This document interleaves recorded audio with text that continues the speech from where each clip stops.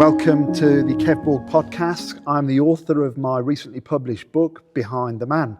Today I've got a really special guest with me today, somebody that I go back a long way with, back to the 80s I think. It's Paul Tempest, aka Troy, where you were affectionately known when we served in the British Army together. Is that Indeed. right? Yeah? So we go back a long way, Troy. We do, 1988. Where did we first meet, was it? So it was in Nuremberg in North Germany, 1988, yeah. Okay, yeah. Well, Troy, I've brought you in today to talk with you today because you feature in my recently published book, as I've said, Behind the Man.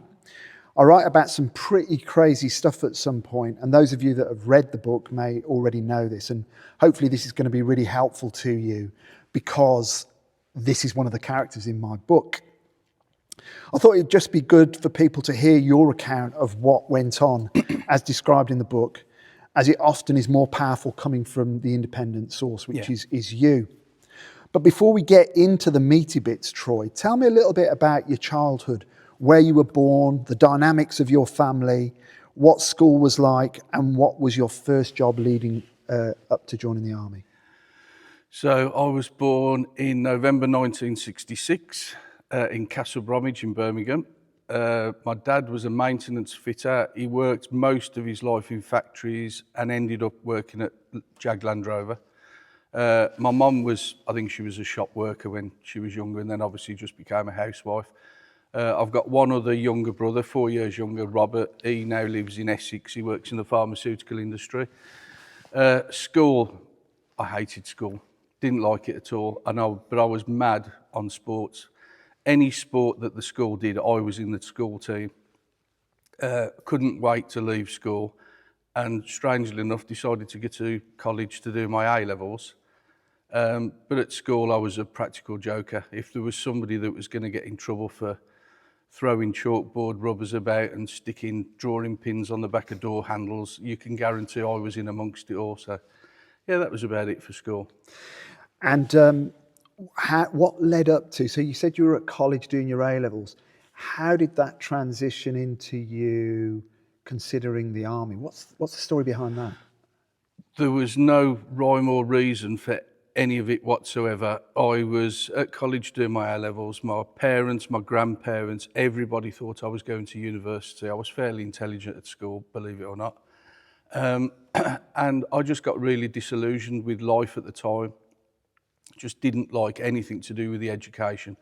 Couldn't foresee a job that I wanted to do. My life was just sort of rolling along aimlessly. And how old were you at this stage? So I was 18. So I was just doing I was in the second year of my doing my A-levels.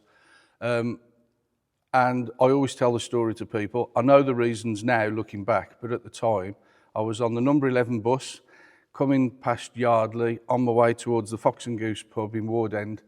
And there was an Army Careers office just on the flyover where the bus stopped. And for some strange reason, I got off the bus, I walked up on the stairs onto the flyover, opened the door to the Army Careers office, and the sergeant sat at the desk as, "What can we do for you, sonny?" And I went, "I want to sign up." And that was it. I went home, my mum was mortified. My dad, I think he was tinged with a little bit of pride, because he was ex-military as well, but also I think he thought, was I making the right choice, leaving aside my further education? But yeah, there was no rhyme or reason from it. But so there's nothing that really inspired you to join the army? I mean, my dad he did national service, he was in the Royal Signals. My grandfather and my great-grandfather were both, funnily enough, in the Royal Engineers as well. But there was nothing in my life at the time. I didn't sort of leave school thinking, oh, I'd quite like a career in the army. There was nothing. It was literally like that. Right. Whereas for me, I wanted to be a soldier from the age of, I think it was about 6, because Dad was in the army. But that certainly wasn't the case with you. No, nothing at all. Okay, so tell me about your experience in the army in terms of the culture, what was expected of you, and the things that you liked most and the things that you hated most at that time. Okay, so if we bypass the training environment, because it's hard to explain to people that haven't been through it, but when we got to Germany, as you'll remember, there was a massive bullying culture going on. It was, people of a certain age may remember the army was in the spotlight a lot back in them days.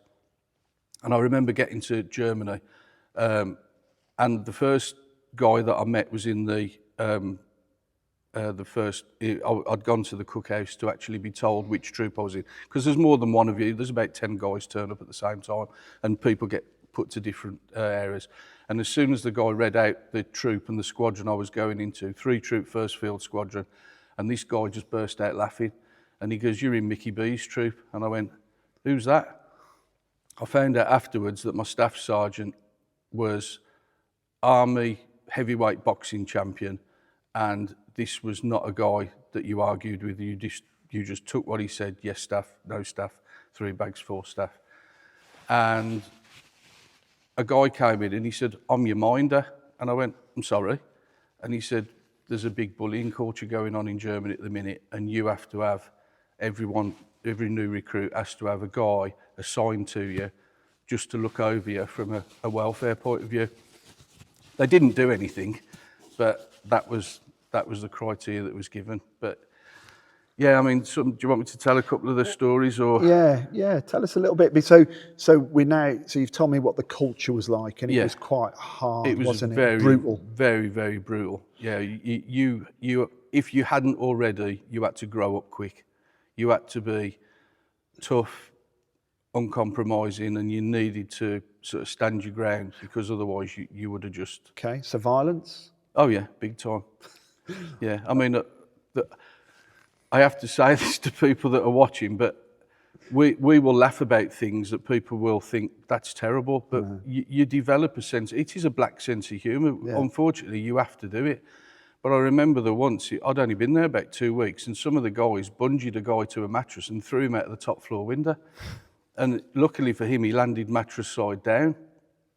There was a culture. The one thing that I got involved with, as you know, the building that we were all living in, the barracks, had an apex roof with little dormer windows that came out. And the apex of the roof was the squadron bar, where we would all go drinking at Friday nights, weekends, as we finished work. And what the corporals, the senior guys, used to do is, any new recruits, we were called sprogs.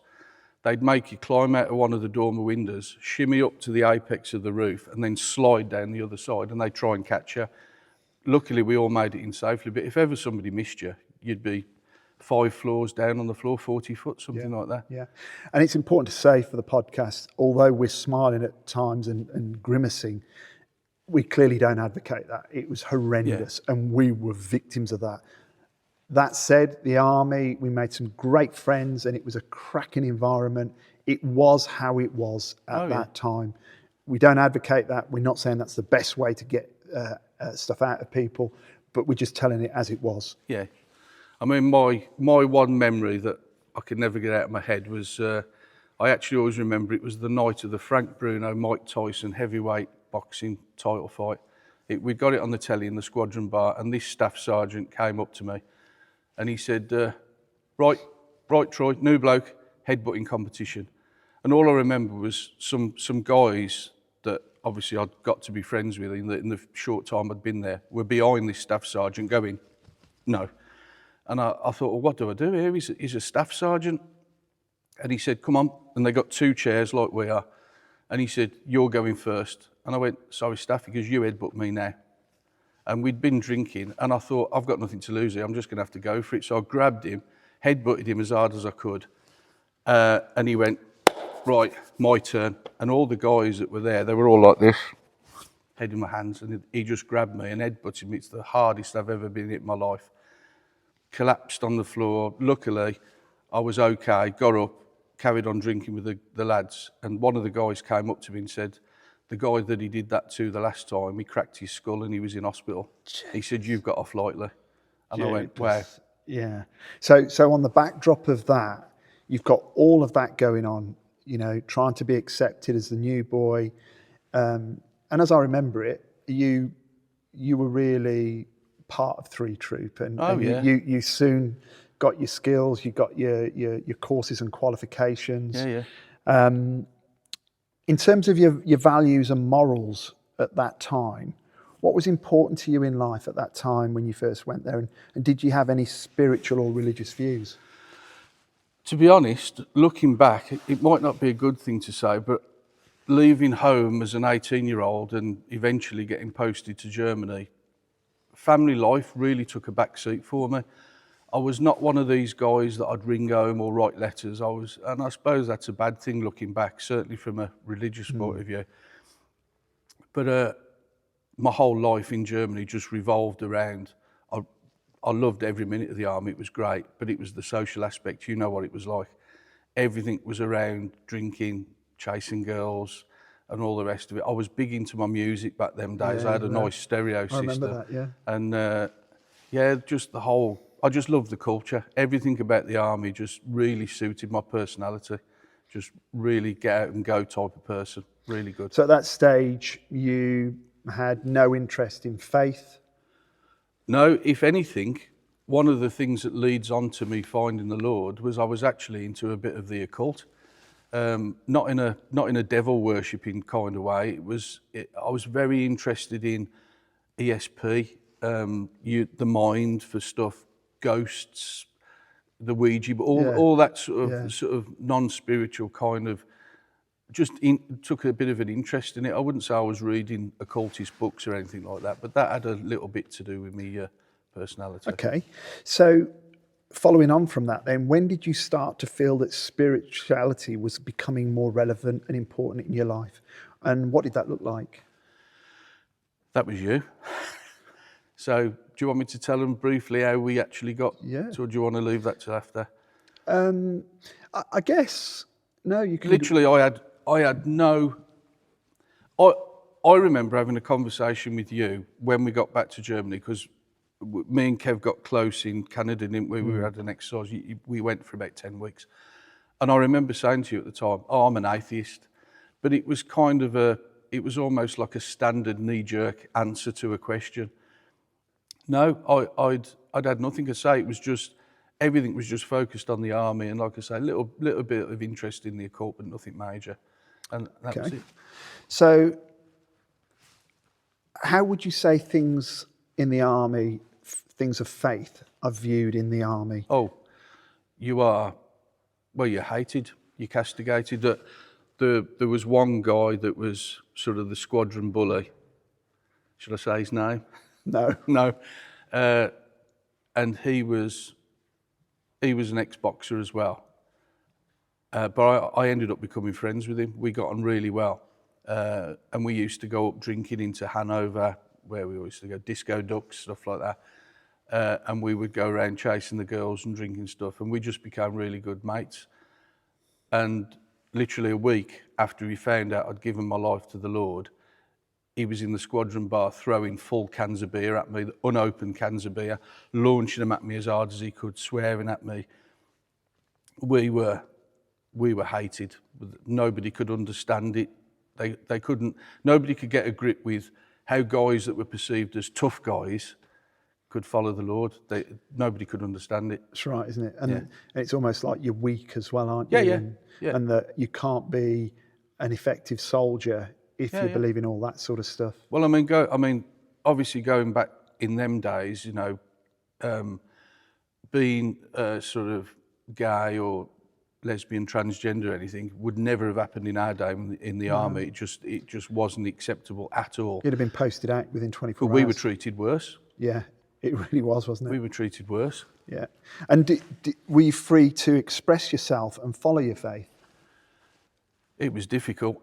I mean, I think it helped me because obviously you and Tim were already there, and a few other guys came to the Lord at the same time. I think, and well, it did end up happening to me. I would have struggled on my own. I really struggled on my own. I'm very much I need companionship and people around me to share with. It was a tough environment, wasn't it? Big time. So tell me a little bit about how you became a Christian and what led up to it and what happened at the critical point when you decided to follow Jesus.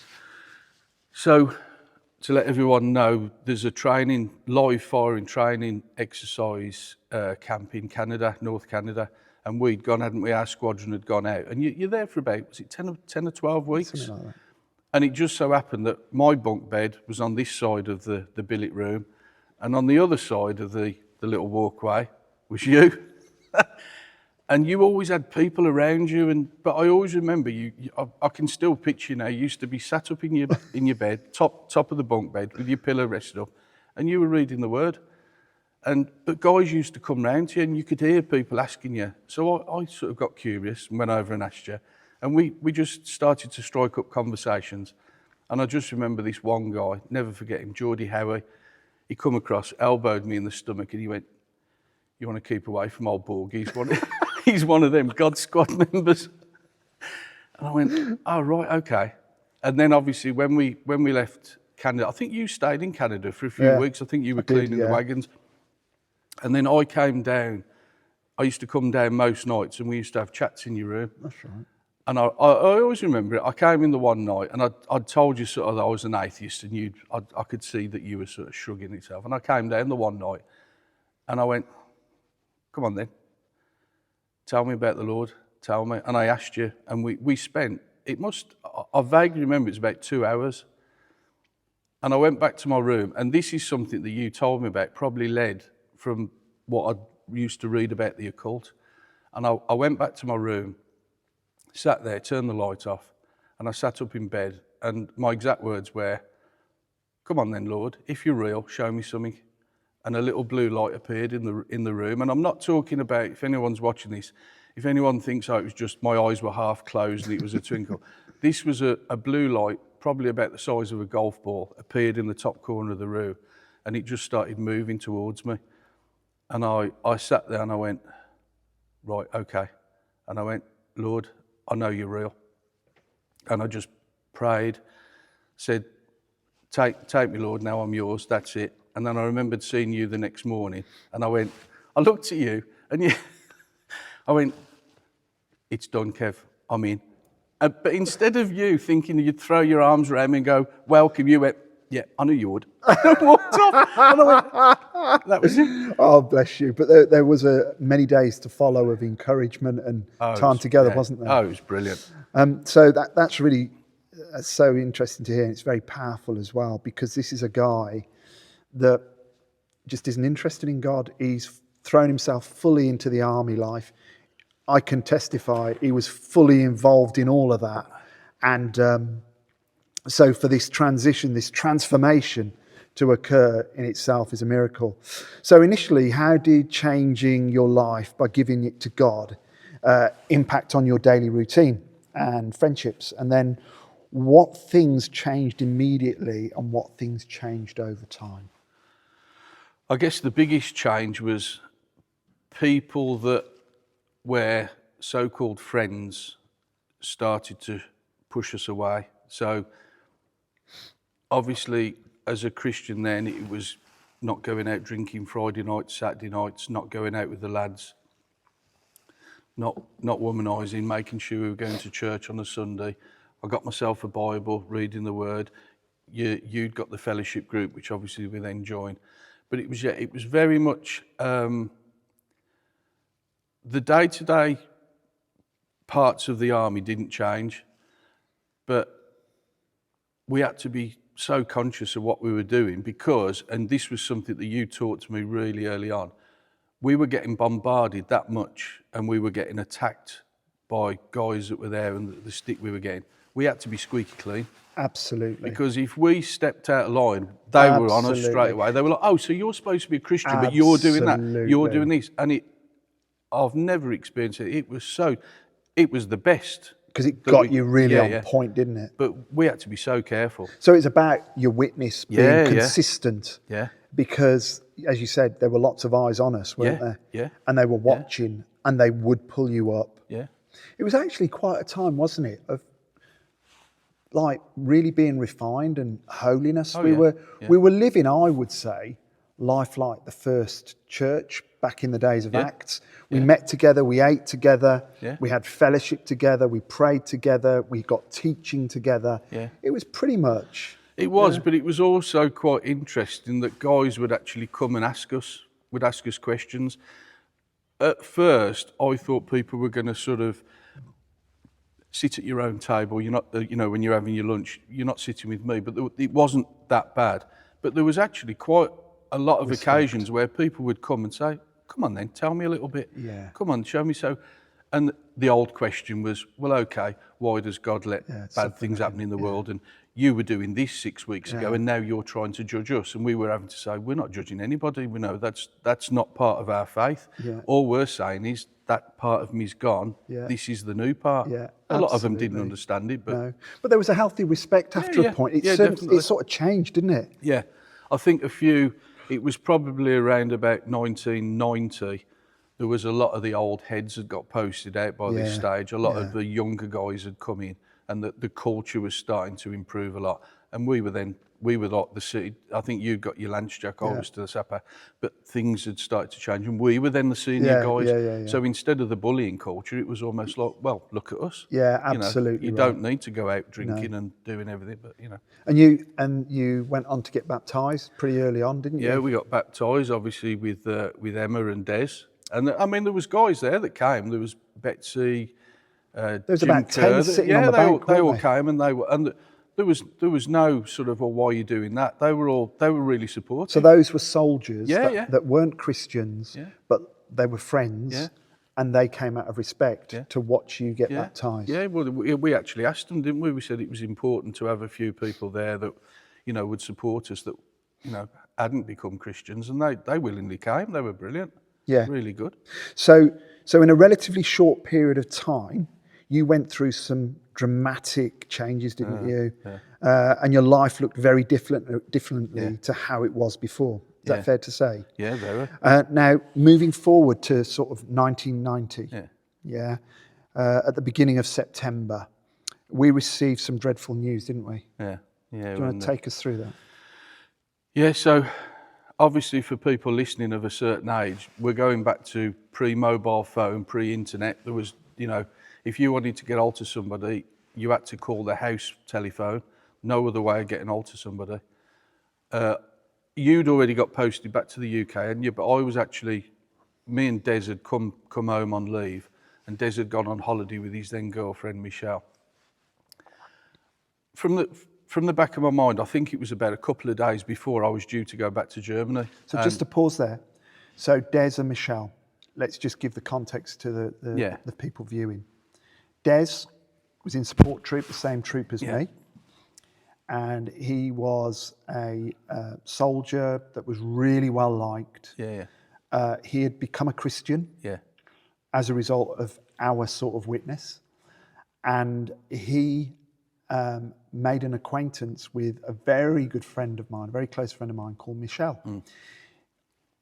I'd gone to school with her from a very early age, and she was a very, very strong Christian. So the two of them sort of start writing to each other and become an item, I think, but very early stages, wasn't it? Yeah. So obviously at that time, you'd left, and sort of me and Des had become the best of friends, because the four of us were talking, because there was Kevin Tim that you've read in the book, and then there was me and Des, and sort of me and Des were like the Sprogs in the Christian world, and you and Tim were sort of a bit more experienced, but it was the four of us we were the tight bond. There was a few other guys had come and gone, but we were the main four. Obviously you and Tim had both been posted back to the UK, and it was me and Des. And we'd come home and like I said, I think it was about 2 days. I was due to go back to Germany. I'd got a car, so I was driving, and my house phone rang. My mum and dad, I can't remember if it was my mum answered the phone and said, "You better come on the phone. Kev's on the phone." I went, "All right." And I could hear in your voice how upset you was. And you went, "Des and Michelle have been involved in a car accident, and Des is on life support, and they don't think he's going to pull through." And you actually said to me at the time, his mum and dad are on the way to Lanzarote. They're going to go and turn the life support off. And we both hung up the phone from each other, probably in tears. And then I think you rang me back. I don't know whether it was the same day or the next day. And you went, "Troy, I'm going. This isn't happening. I'm not having them turn the life support off. I just feel the Lord's leading me to go to Lanzarote." And I straight away, without even thinking, I said, "I'm coming with you." were both going. You said, right, let me have a look into getting to some flights. And he said, you better ring Germany, because back in the day, when we were stationed over there, it was very unusual to be given any leeway for anything. It was very much sort of, no, you will come back. Unless a wife or your parents have died, you got nothing.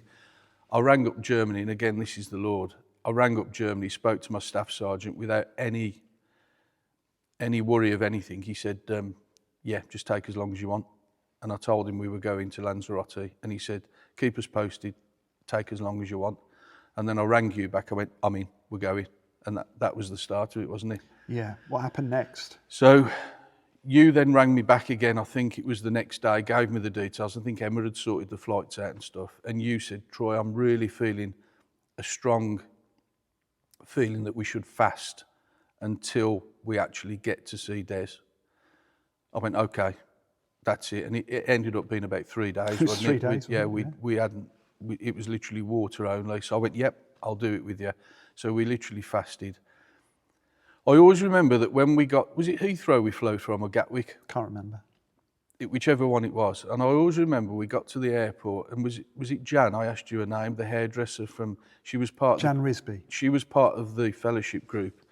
She was in Germany. That's it. She was married to a guy that was a non-Christian, but she was a Christian, used to come to the fellowship group, and she was in Germany with us. And as we were walking down the glass-sided gantry to go onto the plane, she was coming the other way. And she knew that leave was over. We were going back to Germany, and she sort of stopped and looked. And you'd actually shouted over, there was only a little air gap at the top, and you'd actually shouted and went, Des is bad, pray for us.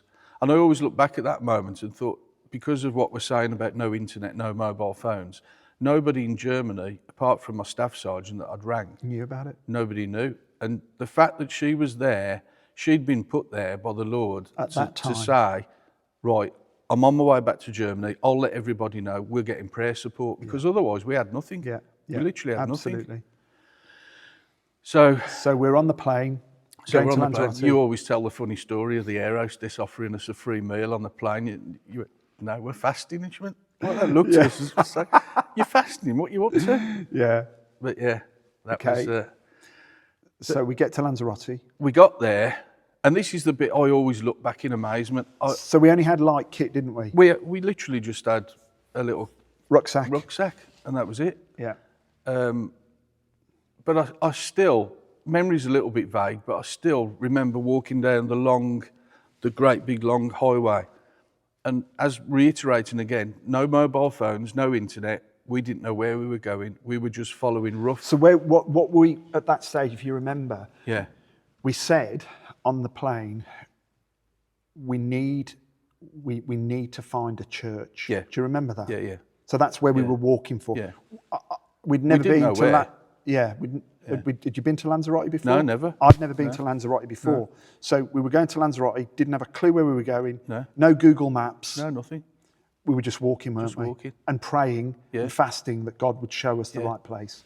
Okay. And we found the one church, and I remember the door was shut, and we were sat, it was like a little double-sided staircase with a little balcony.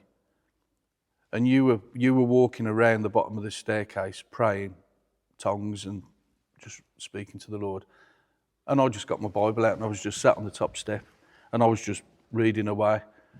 And I always look back, and the Lord sort of told me, and he said, I was there for a bit of support for you, but I was also there as almost like a spiritual minder. Prayer cover. Because you were there praying to the Lord, and I was just got my head buried into the Bible, just reading. Yeah. And I think the two of us together, it was a good double act. Yeah, obviously, we had somebody slightly higher working above us, but absolutely. that was how it all started. So what happened when we found the church? So didn't we have to go back? Was it open at a certain time and we had to go back? And then we went in and saw the pastor, the padre that was in there. Because only he was there. Yeah. The church was empty. Yeah. There was just one bloke, and he was the pastor of the church. And then I can't even remember how he actually advised us on it, but I can't remember how he said it. So, if you remember, we told him the situation about, we've got a mate who's on a life support machine, and we've got another friend who's in a coma with some really horrendous injuries. And we believe that we're here for the healing and the raising of Des, because I think the machine had been switched off by then. Yeah, it was either just then or just as we were following on. And he, thank God, spoke English and understood English. And he said, I will go away, come back tomorrow, and I will give you the answer. That's right, the next... that I feel the Lord is saying about this situation. Yeah. Do you remember what happened then? Was that when we went to the British consulate? Go on. So I still can't believe what you'd actually said to him, because we went in to see the British consulate and he was a very nasty man, didn't want to help us at all. And I remember you saying to him, we're on an envoy from the British Army. And I'm looking at you thinking, we're not, what are you saying? But this guy was just, he actually got quite aggressive with us in the end.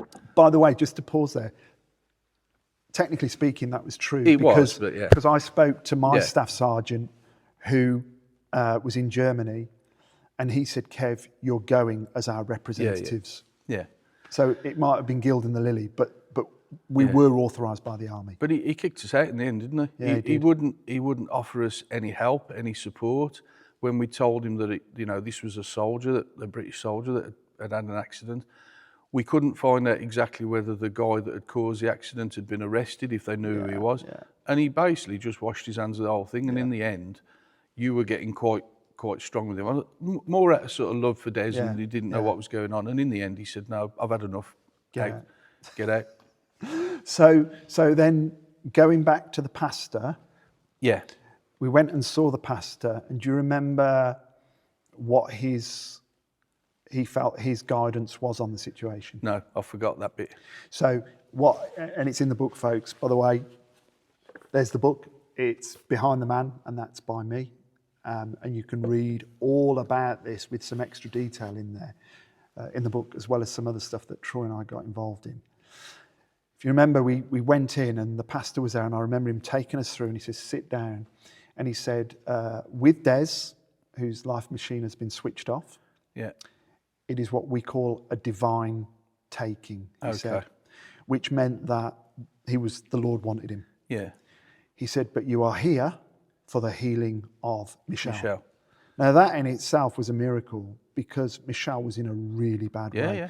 If you remember, what had happened is a German drunken tourist had T-boned them on a moped whilst they were stationary. Yeah, that's had ploughed straight into them. Yeah. So her injuries were bad, and obviously Des were fatal. Yeah. But don't forget as well, in between with the visits to the church and the consulate and everything, you were having every night, well, I think it was twice, a couple of times a day, you were having to ring home to speak to Emma, because we had no way of getting any info. So we hadn't spoken to anyone at the hospital. Emma was in contact with Des's parents and Michelle's parents, and Emma was sort of the middleman, conduit, between all of us. So that was the only way we could get any info. Yeah. So we now know what our reason is for being there. Yeah. We know what we feel God's purpose is for us, and it's very clear cut. Yeah. I can remember when he said that, bursting into tears, because we were having to say goodbye to our friend that, call me mad, but I really believe that the Jesus of the Bible, it says, doesn't it, that you will do even greater things that I am doing in my name. So raising the dead, I'm not being funny. I know it's quite significant, but it's small change. I believed he could do it. Did you? Yeah, that's what we thought. Yeah. So we had to let that go and be obedient and trust the pastor, because we felt that the pastor God was going to use him to guide us. So then we said, right, we're here for Michelle. Right, let's get this done. What happened next? Do you remember? So I remembered getting to the hospital, and straight away we'd saw Michelle's parents. Her sister was there as well, wasn't she? Yeah. And we were getting mixed vibes from the parents, because it was almost like, well, what are you two doing here? Yeah. What do you think you can do? Yeah. We don't need you here. But at the same time, thank you for coming. Yeah. It was very mixed. They were curious, weren't they? Yeah. And I remember the first time that somebody had gone in, a doctor or something had gone in to see Michelle, and she screamed your name. She was in the scream of pain that she was in, and you Do you remember broke why down. that was? No, I can't remember off the top. of So, just for the viewers, so picture the scene.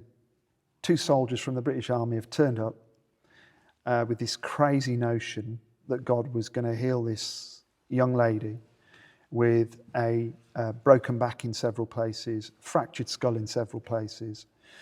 I later found out from Michelle when I was putting the book together that they didn't think that she would walk again and that she would be brain damaged if she lived.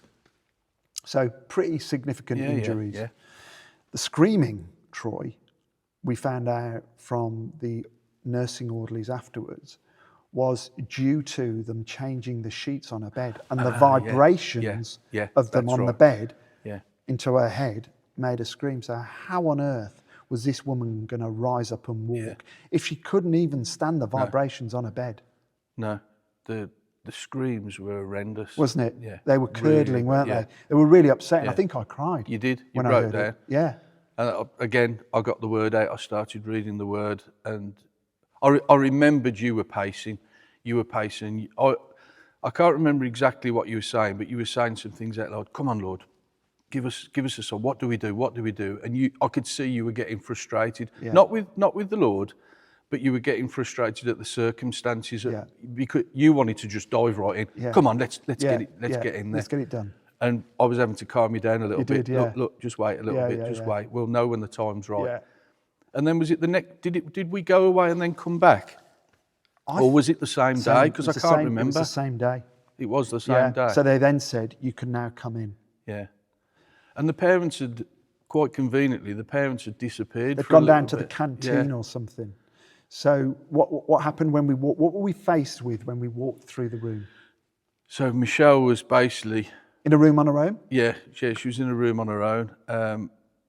And I just remember there was 2 chairs, one either side of the bed. The one was a little bit over to the one side, and you sort of went straight over to the near side of the bed. Yeah. I think you held Michelle's hand or something. Too. You walked around. Yeah, and didn't I you? walked round, and I still had the Bible in my hand, and I was still reading the Word, and I was reading it out loud. Sort of declaring it. Yeah, just picking parts of scriptures that I thought was important, even that the Lord was leading me to, just reading it out loud, and you were just very quietly, speaking to Michelle, and then we started to pray for her and lay hands on her. So you were praying in tongues, as I remember. Yeah, tongues and reading the Word, and we were. And were I just going for said, it. I said, Michelle, we're here for your healing. Yeah. And she said, I know. And if you remember, the one side of her face, what do you remember? Her face was black and blue. Do you remember how bad it was? She was. I mean, what those nurses and doctors were telling us, you would not have disagreed with them. Yeah. How she looked, you would have gone, okay. Yeah. So she had loads of drips and catheter to go to the loo. And I remember you being sat down the one side, and I was stood up. And I said to her, Michelle, we're here for your healing today. And she said, I know. And do you remember, probably slightly lacking in faith, I didn't go straight for the rise up and walk. Her own one eye was closed, and I just says, in the name of Jesus, open your eye. Yeah. And it just went, open. So both eyes were open. Yeah. And then, do you remember what I said? No, go on, remind me. Well, I said, in the name of Jesus, get up and walk. Yeah. And what happened then? I remember at the time, I'd looked down at my Bible to look for some more words, and I heard you just went, Troy. And I looked up, and she was getting out of the bed. She swung her legs round, didn't she? I know I was. I just remember your eyes were just like saucers. And I just went, and she got up, and then didn't her sister come in the room or something? Or had she already gone to the toilet? So at the what time? happened is, let's just slow this down. You've got a girl that was screaming at the top of her voice when they were changing the sheets. Yeah. She's now taken her head off the pillow, swung round, legs over the edge of the bed. Yeah. Yeah. And at that stage, her sister popped her head in the door and went, slammed the door and ran down, presumably to her parents. Yeah, to get the parents, yeah. Do you remember what Michelle did then? She went to the toilet, didn't she? Yeah, she said, can I go for a wee? Do you remember? Yeah. And she walked to the toilet. She sat on the toilet and we had to listen to the trickle, if you remember. And then she stood up. And we did. What the amazing thing about the whole thing, though, from then, was that neither of us helped her. No. You know, No. even giving praise to the Lord that He got her up out of the bed, you would still think with We'd the put the hand injuries out and that you everything. and me would both have had to have wheeled her across almost Zimmer frame like. Yeah. She literally got up and she went, "I'm going to the toilet." Yeah. She walked And then she straight. got back into bed. Yeah. And we were I think we were probably just shocked and awed about it. Yeah. So then she gets back into bed. I think, I mean, clearly we were rejoicing. She was quite tired still, if you remember. And we gave her a kiss. We encouraged her. We prayed over her. And then we left. Yeah. And we went. Did we find a hotel room? What was it? Yeah, we'd got a hotel. I can't even remember how far it was. I remembered you'd rung Emma again, and it was quite late from what I remember. I think it was dark, and we'd found this hotel room, and that's when all the trouble started. Okay, so it's interesting. Let's just slow that down about trouble started, because people that are listening to this, folks, if you're a Christian or not, the next bit, even some Christians will find hard to believe. As Christians, we're taught in the Bible, and there's lots of examples, and I've certainly experienced it in my own personal life. There's a spiritual dimension that we cannot see, but there are powers for good, i.e. God's heavenly army, but there is also the power of evil under the rule and reign of Satan. Yeah. And clearly the power of darkness wants to thwart, steal, kill, or destroy anything that represents the Lord. And so, having just gone through an amazingly powerful experience of seeing somebody rise up with broken back, fractured skull, and lots of other injuries, we know that the Lord had moved mightily in Lanzarote. Oh, yeah. We get to our room, absolutely, is it fair to say, shattered, exhausted? Just a bit. Yeah. Can you just tell us what happened? I remembered saying to you that the guy on the reception felt he didn't feel all there. And I don't mean this, it was a nice enough hotel, it was clean, tidy, but about spiritually oppressive. oppressive. I felt really uneasy by the guy. There was something about him. This may sound weird, but it was almost like he was watching us. Yeah. There was something somebody watched them too. But we both felt it was as if just that one building, just a whole dark oppression had come down on top of us, and we both felt really uneasy. And I remembered going up to the room, and you were just burnt out. You just got to get to sleep. And I don't think it took you long, 30 seconds or a minute. Yeah. And I just felt the need to just read 5 or 10 minutes, maybe just read a little bit of the word. And this happened twice, but the first time I might not have witnessed it straight away, but I certainly sensed it. And you got dragged down the bed and suddenly shouted. I think you shouted out Jesus' name the first time. I did. So just to sort of explain that to the viewers, I'd got on the bed and just said, "I'm absolutely whacked, mate. I need to get my head down." Yeah. And I think you, in typical Troy style, said, "Well, I'm just going to read my Bible a little bit longer," because I think you were still buzzing from what went on. Yeah. I went to sleep, and immediately, as I fell into a deep sleep, there were like swirls of darkness in my mind, and there were demonic forces in this dream starting to try to attack me, and I felt they were pulling me down. Yeah. And what happened next? So I called out, didn't I? You called out and sort of. What did I tell you? Jumped up and you said, "Troy, I've just been attacked." And you were trying to tell me, but you were you couldn't get your words out. You were very stuttered, very flustered, almost a little bit of anxiety. Yeah. And you went, "Troy, just pray for me." And you literally, I watched you. You went out, and So I put my head back down on the pillow. But you did not fall asleep like people fall asleep. It was like something had got on top of you and had pushed you down. And I'm watching you and I'm speaking in tongues, quoting scripture. And as I can tell anyone watching this video, I watched you be pulled down that bed. Yeah, and there was nobody there. There was nothing. I wasn't sidling myself down with my feet. No, you were dragged down by as if Somebody a big guy had got out by your feet, and this is the speed that you moved at. It was like that. It wasn't like inching. Yeah. There was no. Yeah. I'm not being mistaken. It was like a big 20-stone guy had got your feet and was pulling you down the bed. What happened next? Very similar to the first time, but you sat bolt upright, but you felt more at ease. Whether or not that was your prayer time or whatever had happened, but you wasn't uncomfortable. But we both then heard outside. So I sat up and I said something like, "It's happened again, mate." Yeah. And I think you said, we need to pray. Yeah, yeah. So we started to pray. And what happened next? So then it was as if somebody was outside the door, or certainly in the corridor, and we heard voices, and they got louder and louder. And as I think you may have sort of said something, the usual, just exalting Jesus' name and everything. And the voice that shouted, it was, the way I would describe it was, if the devil could swear in tongues at the top of his voice, that's what it was like. And we both looked at each other and went... Because it was literally outside our door. Yeah. It was like if you had room service, somebody saying room service, the voice was right outside the door, wasn't it? Yeah. And it didn't sound human to me. No, not at all.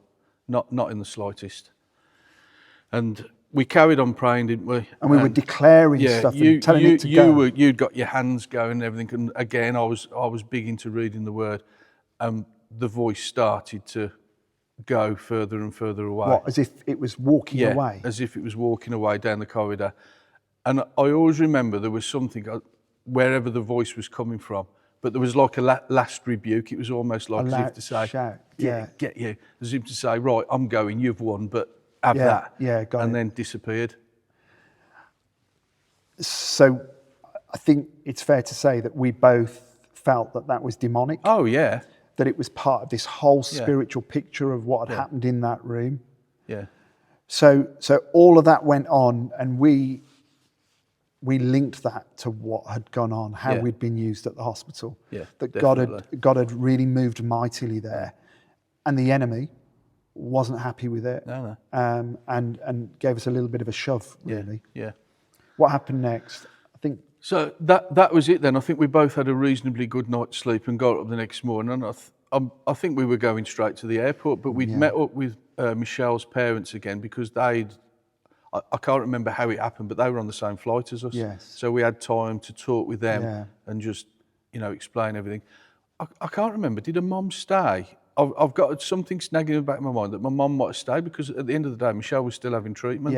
Yeah. So I think it was a dad and a sister had come back with us. They were organising the flight through the insurance to get Michelle home.